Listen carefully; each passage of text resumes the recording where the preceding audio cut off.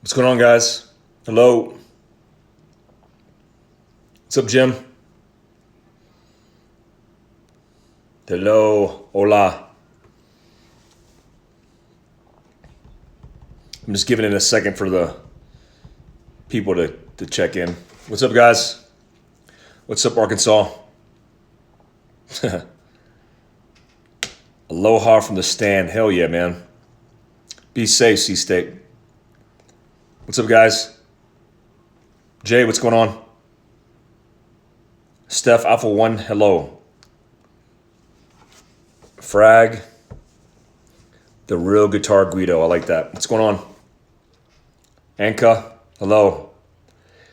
Hey, guys, I wanted to talk to you guys about some solutions to a couple problems I've identified with this Gilroy, California shooting that tragically took place yesterday. And, you know, it's already out in the news.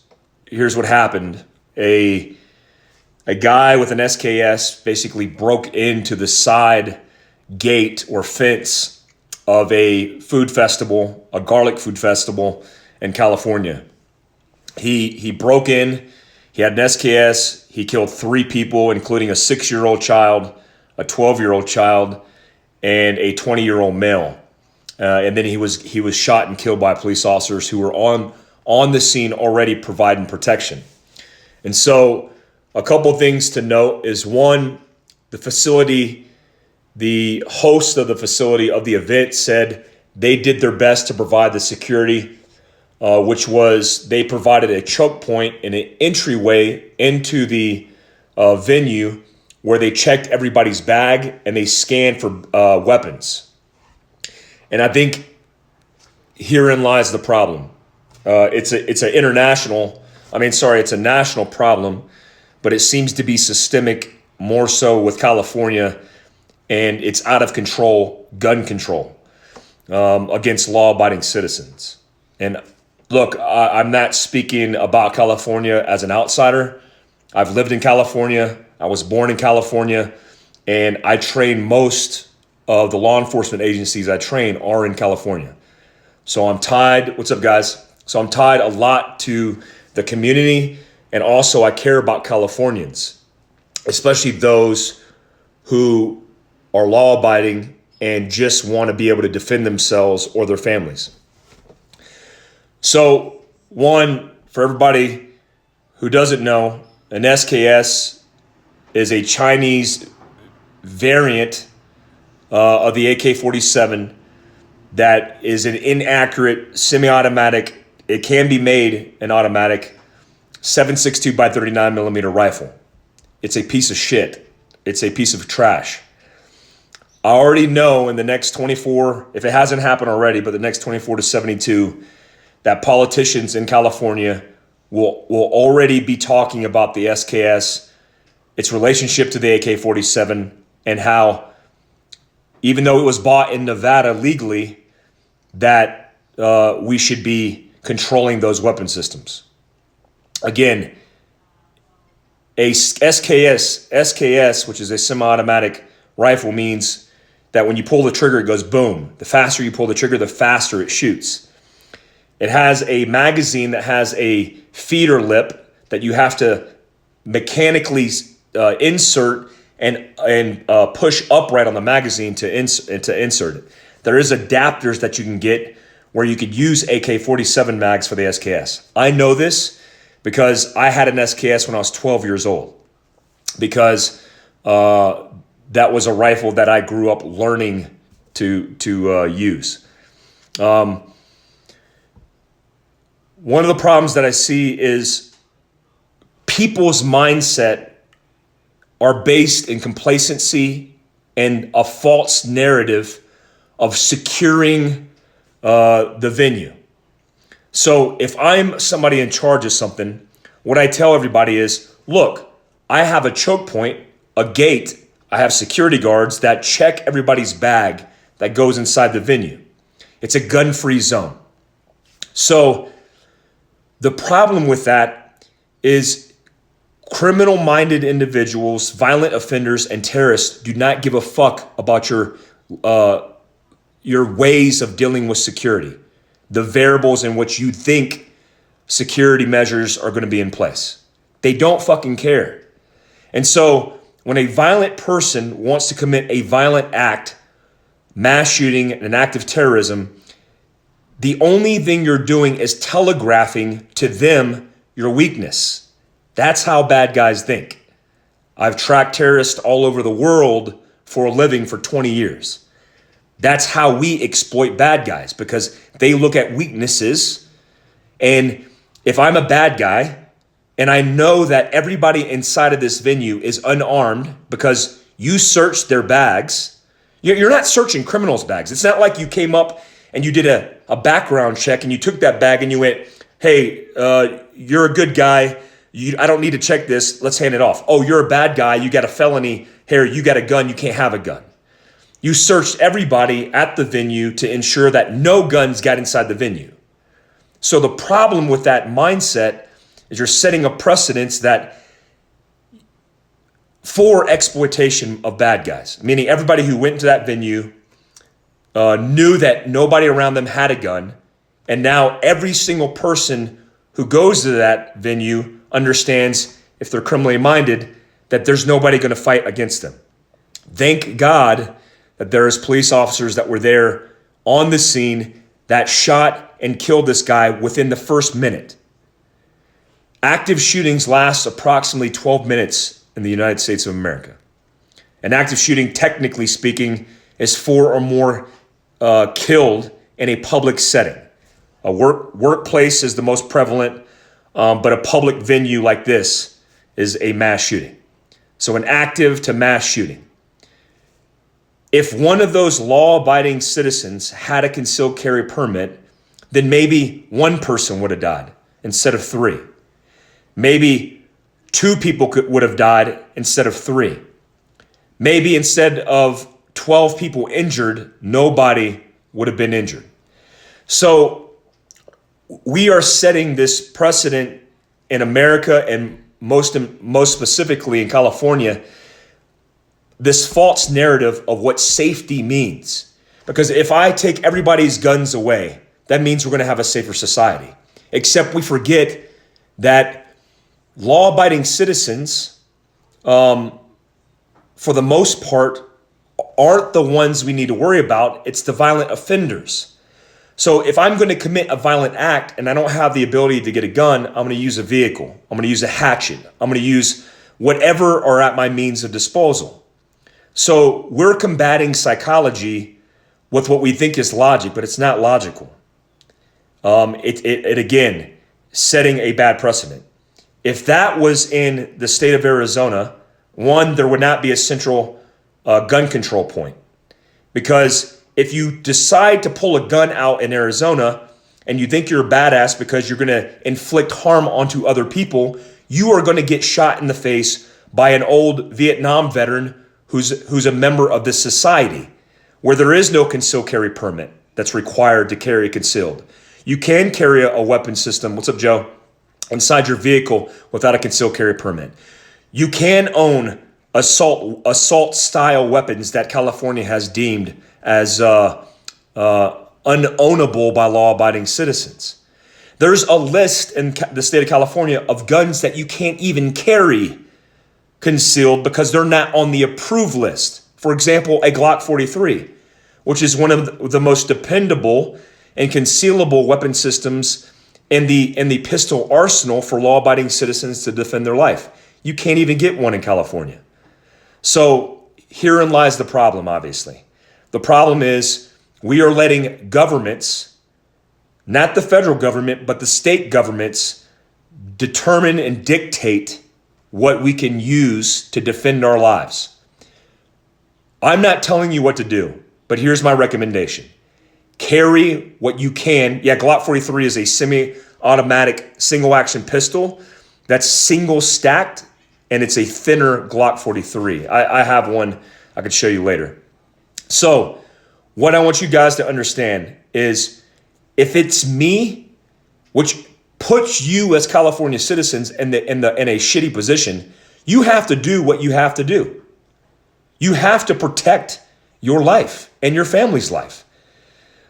look, I am not telling you what to do, but let me give you an example. If I go up to a restaurant and there's a sticker, if I'm carrying concealed, and I have that gun in my waistband, and a sticker says you're not allowed to have guns in this establishment, if that establishment does not sell alcohol, I'm going in that establishment to carry my concealed carry. I'm not going to let a small business owner or a large business owner determine my fate, and then telegraph to the world what potentially is in that location. Look, if I'm a bad guy, I'm exploiting weaknesses. That's why that asshole didn't go through the front gate. That's why he did use the side gate. He actually used fence cutters to get through the side, and he entered in the side knowing that everybody inside that cage, that surrounding area, was a potential exploitable victim. And that's fucked up. I'm not telling you to break laws. What I'm telling you to do is do what you have to do legally to protect yourself with what you're comfortable with. Let me give you just the purpose for being on this live podcast is, one, telling you what I recommend you do during an active shooting or a mass shooting or a shooting period. And then two, show you my everyday carry and what I'm carrying, okay? Look, I carry this Patagonia fly fishing bag. There's a couple versions. There's a Stealth Atom version, and then there's this smaller version, which I carry every single day. Look, if I'm a male and it's summertime and I'm wearing a t-shirt, and this goes for females too, you don't want to telegraph or give a signature or printing that you're carrying a gun. That defeats the purpose. You know, in the capacity where you are your own first response, where the average active shooting lasts 12 minutes, the active first response time lasts 15 minutes, you don't have the fucking time. What you don't want to do is walk around with a holster that's this fucking big and your Daisy Dukes.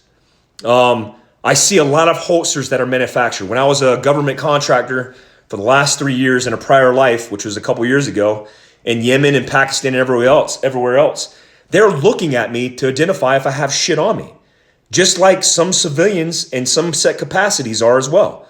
When I see people in a restaurant, for example, the first thing I do is look at their hands as a trained observer, and I look at their waistband or their waistline, because I want to see if they're printing or carrying. You wouldn't believe, obviously, in Arizona, how many people I see printing. That's why we carry a low-vis appendix carry holster, which is right down the belt buckle. I'd show you, but I'm not wearing any pants.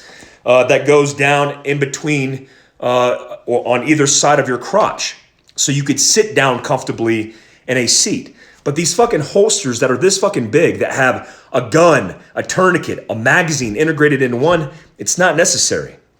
Being low vis, even in the continental United States, is important for you to, for your signature, for your posture, for situational awareness, for everything. Because security doesn't happen, situational awareness doesn't happen when a gunfight kicks off. That's too fucking late. You've made 10 incorrect moves prior to that going down. I carry this. Why? Because in an active place where people are active, this does not stand out. There's fly fishermen. There's people who live active lifestyles. I'm not going to carry a merce. I'll carry this style, which is a satchel style that goes like this, and it comes across my chest. Inside of here, which I just pulled it out for you guys, is my tourniquet, North American Rescue Cat tourniquet. And then what I can do is, because it's a fly fishing bag and designed to go fly fishing, when you pull it across your body, it sits in front of your chest like a chest rig. I could even put a soft panel of low-vis body armor in here to cover my pump house, where if it's tight, I can literally cover my chest, my sternum, from small arms fire. Okay, so let me show you some things that I have in here. One, BC Goody Powder. That's for my headaches. No big deal. Mylar Space Blanket. I carry a North American Rescue Survival Wrap Blanket, which we carry too. This is good for signature, which is obviously fluorescent orange or VS17 on one side, reflective material and foil on the other, trapping water, all kinds of cool bushcraft shit. But more importantly, for bleeding, if you're bleeding, your core body temperature is tanking and you need to be able to retain your body temperature. This is good for that. This has a whole bunch of dual uses, but most importantly for me, in this capacity, it's for massive hemorrhaging. Next, a cat tourniquet, and I choose to keep this one wrapped because this is typically with me in the hot Arizona, with the hot Arizona temperatures, and I want to keep this protected from dust and grime and shit. But if I need to, I could quickly access this to use this. This is the Cat 7 Gen 7 tourniquet, which we obviously sell on our website as well, because this will stop the bleed in a matter of seconds, especially with massive hemorrhaging from your femoral arteries in the legs and your brachial arteries in your upper chest and arms. Next, I have, in this particular bag, I go in between it, but I choose to carry a 38 Special. This is not a hammerless version. This is actually a police special 38. But what I like about this gun is the fact that because this is a semi-automatic pistol and it's double action, or single and double action, which means the first shot is double action, and if I pull the hammer back, it's single action, that when I use this firearm, I could shoot it in a confined space and inside this bag and not risk the chance of having a malfunction. I use wheel guns for those exact reasons. My winter carry gun is a wheel gun because I'll carry a small Ruger LCR inside of my jacket pocket because it's hammerless and I can shoot it from my jacket. I've tested Glocks, Glock 43s, Glock 19s, Glock 17s, Glock 22s in the military, and wheel guns will not malfunction in a confined space like that because obviously they don't have a reciprocating slide that can get caught up on clothing or anything else that it can get caught up on. This is a 38 Special. This is not a 38 plus P, which means I have more muzzle velocity, which means more terminal ballistic effects on the person. This is just a 38 Special. This 38 Special was an old school wheel gun. I don't need it for to reach out and touch people. The average shooting, according to FBI statistics, tracked up to 2013, took place within approximately 12 feet. And that's pretty typical what you see. So this is the right gun for me in this capacity. It's also heavy, which is a disadvantage in some ways, but also if I'm combating somebody and fighting in close proximity, I could literally use this as a tool to be able to combat, but also in confined space, reliably shoot somebody, even if they're grabbing my barrel or their hand over the wheel, I could shoot this. Now, there is the risk of malfunctioning if they grab the wheel and have a hold of it, but I will get off one round. I will break that one round when using this. That second round might be an issue, but as soon as that first round goes off and that wheel clicks in, I'll be set up for success. Okay, that's the gun that I choose to use in this bag. I got protein. This is one of my favorite protein companies. It's veteran-owned, honeybeardtraining.com. It's kind of cool, stevia and whey protein. This is this little note shit that I carry. I carry, for lights, I've been asked this a lot. Do I carry a light on my gun? No, I do not. Why? Because I've done enough force-on-force training, and I know what it looks like to be a bad guy. You know what I do as a bad guy shooting cops in simunition training, where I'm using a less lethal means of force on force? I shoot lights. If I'm laying in the dark and I'm a bad guy and 4 good guys come through a threshold with lights attached to their gun, I'm shooting potentially and killing all 4 of them. It's very easy to shoot a light in the dark, especially when you're a bad guy and you have no other reference or point of reference. Now, the reason I also choose to use this separately is because, what's up, Scotty? Is because typically I use this in utility. I use this to check underneath my rig. I use this to check inside, buildings, whatever it may be, inside the engine bay. And so if I have this attached to my gun, it limits my ability to be able to use this because I'm not going to scan my engine bay with a pistol with my light, which I've seen people do. So I use this one. This was the Surefire D3FT. Haley Strategic carries this on his website. Also, I used the Victor 1, the Vampire, which is similar to this same exact one. Also, if you train enough with pistols and lights, there's advantages of separating this from the pistol. Especially if you're streaming light, meaning you're going into corners and you're streaming areas to not blow out your night vision. If you run a gun and you run a light on it full time, your eyes are sucked into the light and your night vision is ineffective. It takes seconds, sometimes minutes for you to get that back, right? For those rods inside of your eyes to get that night vision back. But if you stream light, meaning just streaming it into corners to get a flash picture of what's in that, you could still retain your night vision. So definitely have a separate handheld version of this. I got my wallet and a couple other knickknacks in here. Sometimes I'll carry mace in here if I'm on the trail. I wouldn't be afraid to use mace in the city. A less than lethal means can be an advantage in some instances. If I'm in a confined space with a whole bunch of people around me, I might not pull a gun on somebody that's a potential threat. An immediate threat, they're getting a gun. But if something starts escalating and I'm backed into a corner and I have a potential threat, I'm going to use that. Knife, so I carry a Colonel blade. I usually don't show that because you can't buy a Colonel blade. But Colonel blades have gone out of business from what I hear. I've talked to a guy who's an owner of Colonel blades. But the Colonel blade, if you can find one, is a great blade. I have the folder. It's sitting over here on my EDC tray. But yeah, that's definitely a good use of it. Hello, survival_K. What's up to France, man? So, hey, let me talk about the acronym that I use for mass shootings or active shootings. There is an acronym that's typically used. It's called Run, Hide, and Fight. It's used by the federal government as a standard for teaching active shootings to institutions, typically that are federally owned and operated. And other businesses and institutions use that. What's up, Drum? Other businesses use that as a protocol as well because there isn't a lot of information. So the story with Colonel Blades, I have no idea, man. Their website's not up. It's sold out everywhere. I don't know. I'd love to own stock in that because I'd be selling them right now. So the federal is Run, Hide, Fight. The problem with that, any other options for knives? Dude, I'm a big fan of utility knives, meaning folders that have serrated edges. You want a serrated edge because you want to be able to cut seatbelts, do the survival thing, the off-grid thing, but also be able to use it to defend life. I like Tonto-style blades that have a Tonto head and then serrated edge.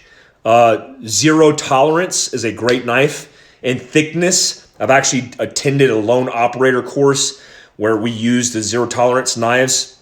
As far as a static knife that I carried on the back of my kit, I've always carried Winkler knives on the back of my kit, and also as a contractor and active duty guy.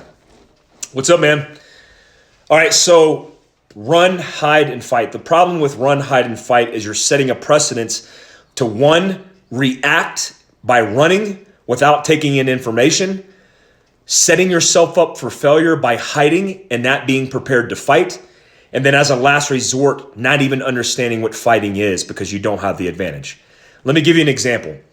Acronyms are used in battle drills in the military because we train as an immediate action, meaning something that happens instantaneously. So I don't use a lot of cognitive thought processes and reacting to something because I don't have the time. For example, point shooting. I teach people point shooting because if you're confronted with an immediate threat, meaning a guy pointing a pistol at your face, you don't have the time to find your front sight post. It's physically and literally impossible. So you have to know how to point shoot. So when you draw your pistol, you're gonna get a line and break that shot as fast as you can. Well, because that's reactive, you're not going to think about it. It's like he meets the criteria. My life's in danger. I'm going to draw my pistol and then defend my life. That's how it works. Well, the same thing happens for immediate action drills. So let's say I'm on patrol in Afghanistan and I'm on an M2 50 cal.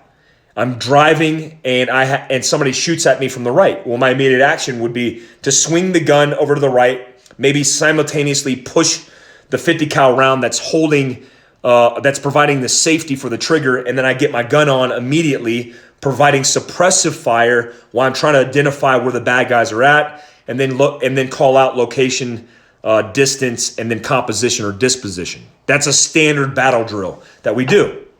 So when you tell somebody to run, hide, fight, it's instinctually supposed to be ingrained in their head to react without thinking. That sets a wrong precedence. And let me tell you why. Let's say you don't do any, you misspelled fuck. Let's say you don't do any training and you're in a situation where you hear gunshots popping off and you decide to run. And let's say you're in a school, worst case scenario. Let's say you run and you have no way to get out because the door's locked. And then you go to the acronym and you reference it and you go, hide, I'm supposed to fucking hide. And then you hide under a desk and you don't move from that desk. Underneath that desk, a bad guy walks into the classroom and he's going from desk to desk. And he finds you underneath the desk. And then you're sitting squatted, looking up at him, and he's looking down at you, and then you try to fight. What do you think is going to happen? Well, what's going to happen more than likely is you're going to get shot in the head. And the reason you are is because you ran without cognitively thinking about the situation. You ran underneath the desk and hid, not allowing yourself to be in a posture to be able to combat a threat, and basically setting yourself for an ambush. And then you were confronted where you had to fight as a last resort, and it's too late. The bad guy's got a gun, you have none, you're dead. That's how it works. Okay, so the problem with that is what I explained. Let me explain to you our acronym that we came up with. One, the reference for this acronym was done on the Mentors for Military podcast, which is available on the story inside Fieldcraft Survivals right now. You can go to SoundCloud, iTunes, or Luminary and find that podcast. It's the active shooting podcast we did. And it's all about what to do in these types of situations. Okay, so our acronym. Our first one is observe.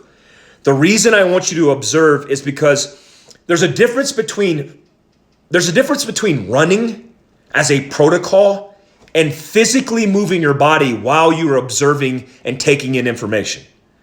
Observation is just not the visual observation. It's taking in all the senses and even your sixth sense, your intuition, which I think is a very underappreciated sense. So let's say you hear gunshots and it's coming from your right side.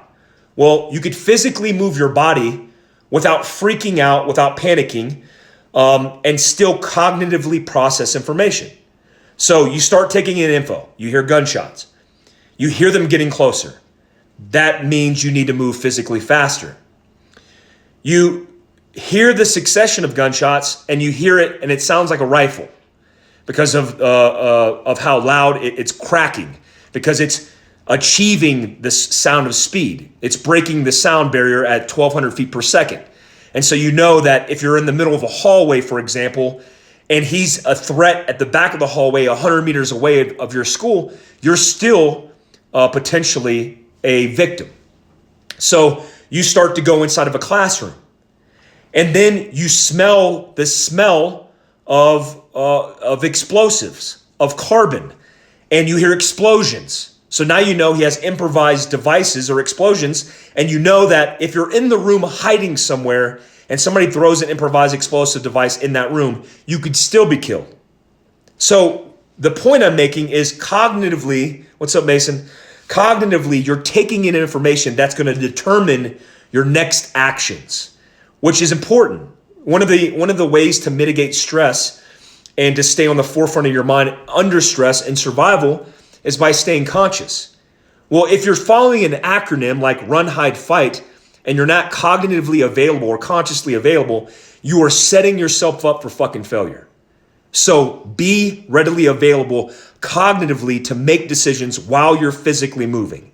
Observe, because that could determine your fate and good decision making, not just going off of some acronym you found on some fucking .gov site that you determine is going to be the end all be all in an active shooting. So you move your ass inside of a room and you determine that this person is closing the distance on you. One, I would not let any obstacle stand in my way in breaking contact. If I was on the second floor and I didn't have a gun or the ability in that situation to fight, but I had the opportunity to flee, I would break contact.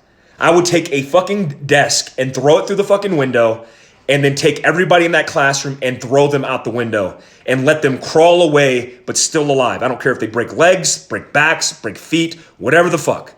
I want to preserve life, even my own.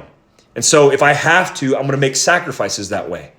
So the next part of this acronym, which is called OFF, the observe is the O, obviously. You have fight and flee, or flee and fight. And they can be used inversely. And this is what I mean.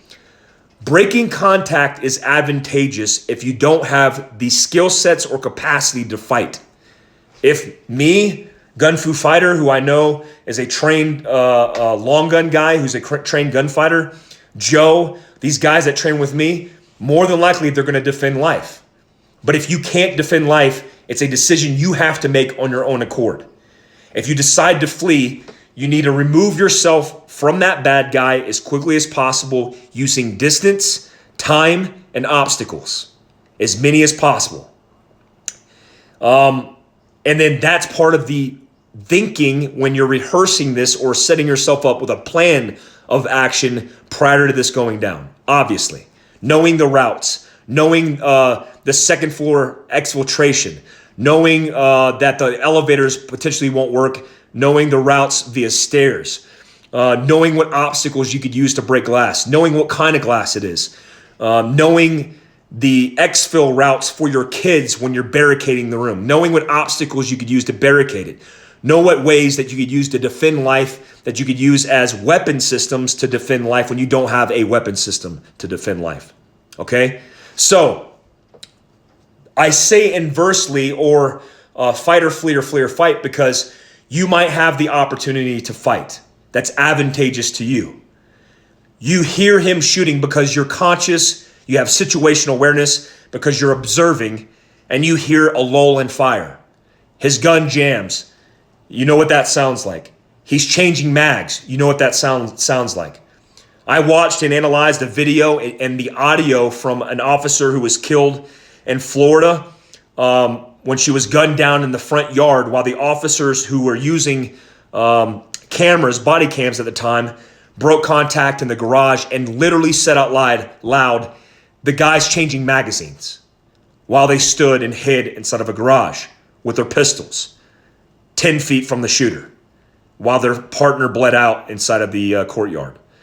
There's more complexity than that, but I'm using that to highlight a point that you have a decision to make in the law. That's why I tell you to remain cognitive. If you just turn off the fucking lights and you just depend on an acronym to save your ass, then you might as well be dead, because it's only a matter of time if you're not thinking on the forefront of your mind. So if you're going to defend life and you decide to fight, what are your skill sets available? Is it your hands? Is it your weapon system? Is it the obstacles around you that you could pick up and utilize as weapon systems? Is it task organizing the people around you to use them because they have the same mindset, or they have to grab their sack, so you brief them what you're going to do together because there's more strength in numbers? What is it going to be? All these questions that I'm talking about should be considerations when you decide to utilize this information and plan a course of action prior to this shit going down, which is obviously the preparation phase, which is obviously important. So let's say you decide to fight. So remember, if you follow the government acronym and you hide, you're hiding because you don't want to be seen. That's a failure. Because if you don't want to be seen, advantageously, you're setting yourself up for failure. If you're playing hide and seek, where do you hide? Do you hide in plain sight? Do you hide in corners? Do you hide behind doors? No, the fuck you don't. You know why? Because you don't want to be found. So if I tell you to hide because you don't want to be found, you know where you're going to hide? Inside of a cabinet, inside of a closet, underneath a box, underneath a desk. And then what advantage do you have physically in facing that threat? You have no advantage, because you're hiding and cowering in fear instead of setting yourself up for the advantage. So now I'm hiding behind a door because I know that the weakness is he's going to walk through that threshold and be blind to the dead spots, the locations to the left and right what we call the cuts in CQB of where this person's going to look. They're going to be target focused and sucked into the middle of that room, and then they'll clear their corner. But you're sitting in the corner of that cut in the blind spot, and you have a piece of a chair, a piece of a desk, or a pistol that you're waiting to shoot that bad guy in the face because you have the advantage. Or with your buddy, because you told your buddy prior, who's on the other side of the threshold, who's hiding, you're going to hit low, I'm going to hit high, and we're going to fight for our lives. So remember, there's an advantage to being set up in posture to be able to combat a threat instead of being set up to hide, cowering in fear. In Virginia Tech, a lone gunman walked into a university, locked and chained the door behind him, and killed 32 students and teachers walking classroom to classroom. He lined them up on their knees one by one, and 90% of all the casualties that were inflicted were gunshots to the back of the head. So you have to ask yourself, in situations like that are as tragic as the one that took place in California, outside of the acronyms, outside of the training, do you have the fucking mindset to do what it takes to fight for your life? I mean, really, do you? So many people say and think they do. So many Instagram tacticians run around on a fucking flat range impressing their audience by shooting paper and fucking metal. But does that translate to the right mindset to fight for your life in the worst case scenario? I don't know. So what I want you guys to do is this is just a snapshot of, I think, the ideas. There are many people in the space who are teaching relevant tactics that are applicable to your situation in defending your life. More so in this worst case scenario where we're reactive, where we're fighting for our lives. There's so many things. There's a 10-step, 20-step process prior to this where you could plan and prepare with your coworkers, with your friends and family to set yourself up for success. So when shit does hit the fan, because it's eventual. It's not a matter of when. It will happen. It will happen. So set yourself up for success for getting different pieces of information and accumulating those best tools that you could add to your toolbox. What are your thoughts on responding with a CCW and police already on scene? Thanks for asking that question, because I thought I was gonna remember to do that, but I didn't, and you just reminded me. One of the most important things that you should do is understand that there is post-assault. Like so many guys in special operations train to do direct action, hostage rescue, counter-proliferation, special reconnaissance without understanding that there is something that's going to happen post-assault or post your engagement. One, I would recommend if you have a CCW and there's law enforcement officers on scene, you do not pull your gun out. Let them handle the situation. And if you're with your family, the number one priority for you is breaking contact to save yourself and, more importantly, your family. There is a consideration for what if you use your gun to combat a violent offender, a mass shooter, or a terrorist in plain clothes in a bad situation, which happens sometimes. When that happens, you have to communicate to 911 your disposition, meaning where the fuck you're at, what you're wearing, what you just did. 2, you need to put your firearm away. If you know that you've defended life and you took down bad guys, you need to put your fucking gun away. Either in your holster, in your pocket, somewhere where it's not seen in plain sight. You need to have 3, your hands readily available, and you need to separate yourself away from the bad guy that you just took out. If he's a non-threat, it should be a non-issue for you to walk away from that bad guy and follow the crowd, especially if they're being extracted by the good guys, which typically is an SOP for police officers who are arriving on scene, who are treating everybody like one of the officers just said, a sleeper suspect. So hands in the air, and then as quickly as you can safely, when you get the opportunity, you need to communicate prior to dispatch, but during to the first responder that you see of what's going on. Okay, because Because there have been reports and incidents where law-abiding citizens who defended life and did the right thing because they understood how to defend life, didn't know what to do afterwards, and were shot and killed by arriving first responders. Remember, you're talking about guys that could, and gals that could be fresh out of the academy that are pinging the red line, responding to an active shooting, trying to defend life.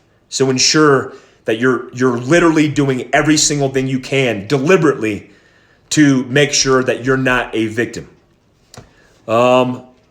Is all the truck guns for active shooters available like an AR? Is all the truck guns for active shooters available like an AR?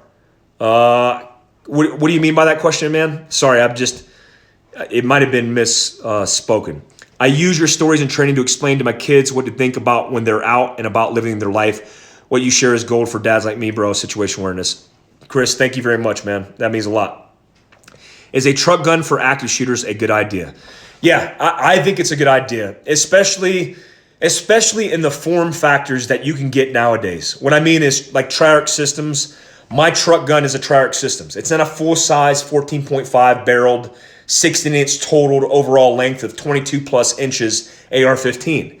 It is a collapsible version, right? That's legally an AR pistol that has a brace as the stock and is about this much in length. It's a 10-inch barrel, 5.56 gun with a 20-round magazine, right? And so I could take that gun and I could put it in a lock box underneath my vehicle. I could put it inside a truck vault, locked up in the back. What I do like about truck guns is, look, I'm not using a truck. Like when I was a contractor, I had an HK416 with a Shimag over it in between my leg and the center console.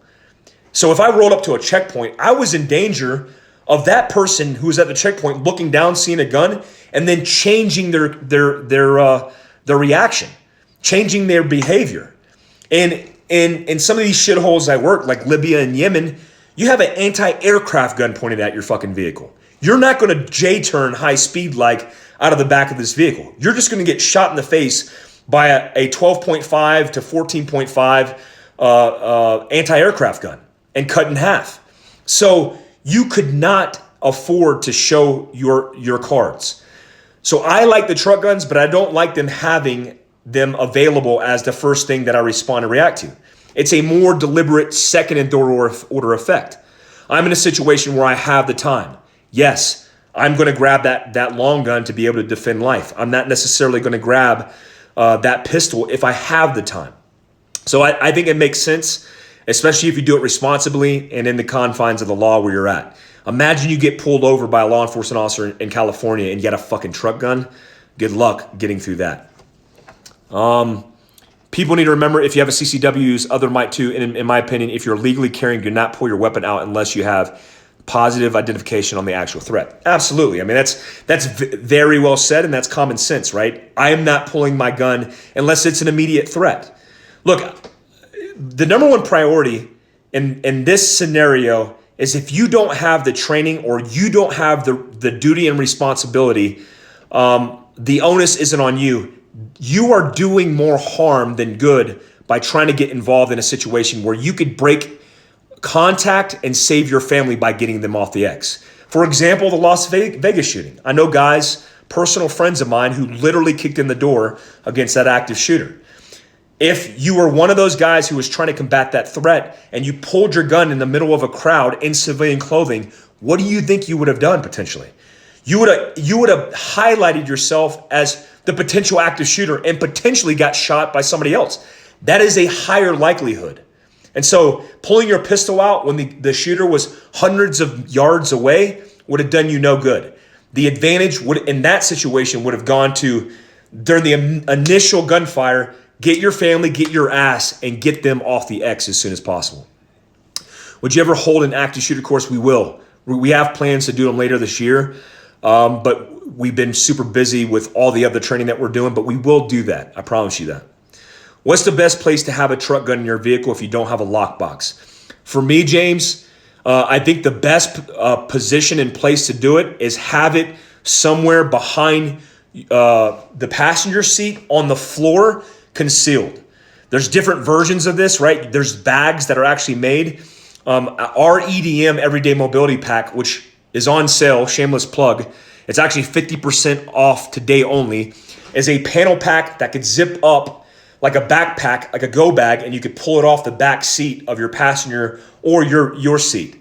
And so it's a panel pack that you could access med or whatever it may be, but you could also put your truck gun inside the backpack version and zip it up. So it's available on the back of your seat, but it's not exposed for anybody. And that's 50% off today only on fieldcraftsurvival.com. Also, I would put it potentially somewhere underneath the passenger seat. The reason I say that is because you could at least reach behind and access it, but it's not in plain sight or plain view. It's also out of potential arm's reach for a law enforcement officer if you get pulled over, where you don't have readily access. It just takes a little bit more extra effort to get to it. Also, hey guys, I wanted to tell you about this real quick. Another shameless plug is that our new panel pack just came out, or I'm sorry, I just read what Joe wrote. Our new visor panel just came out. This is the old version. The old version was very flexible. This goes around your visor. This you use as an individual pack to put in your tourniquet. We actually changed this and made it so it's not bungee. So it has a flap, so you could pull the flap and readily get access to this without having to pull the fucking bungee out, which I think is a pain in the ass. Raul does rock, man. He's a very good instructor. Also, we put a different ripstop handle that's in red, so you can access your medical equipment. In this case, BHRK, which is a basic hemorrhaging response kit, and we sell this loaded and unloaded. And this goes on your visor. The old version turns into a chest rig, which I think is cool and high speed and all, but I don't like the fact that it's dual purpose because it takes too long, and more than likely, you're not going to use it as a fucking chest rig. You're going to go like, oh, this takes too long. I'm not going to use that. So we stiffened it up. That's what he said. And we made it so you could put it on your visor and it won't sag, and you could have this on your visor and it won't sag in front of your vision. I will have those for all of our mobility trainers soon. Mike Hernandez will get one.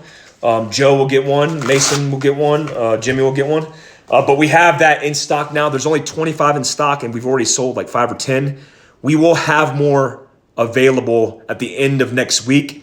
But those are available online right now. And again, you could buy them loaded that come with a tourniquet and the bleeder pack, or you could buy them by themselves. Hey guys, I know that's a lot. I'm sweating my balls off in my house because I don't have AC. I want to say thank you. I'm about to go record a podcast in my basement.